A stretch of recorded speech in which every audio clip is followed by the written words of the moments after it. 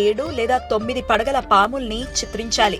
ఇంట్లో కూడా ఇలాంటి నాగుల ప్రతిమని కానీ చిత్రాన్ని కానీ పూజించాలి.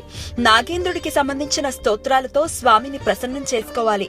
ఎర్రటి పూలతో కనుక ఈ పూజ సాగితే మరింత మంచిదని చెప్తూ ఉంటారు. ఇక స్వామికి ఇష్టమైన చిమ్మిలి, చలిమిడి, అరటి పళ్లను నివేదన చెయ్యాలి.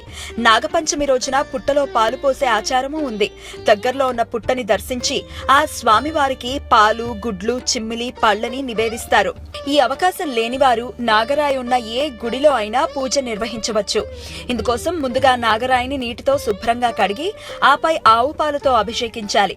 ఆ తర్వాత తిరిగి నాగరాయిని శుభ్రం చేసి దాన్ని పసుపు, కుంకుమ, గంధాలతో అలంకరించాలి. పుట్టకి కానీ నాగరాయికి కానీ పాలు పొయ్యాలి అనుకునేవారు తప్పకుండా కొన్ని నియమాలు పాటించాలి అని చెప్తూ ఉంటారు పెద్దలు. పాలు పోసేవారు ఆ రోజంతా ఉపవాసం ఉండాలి.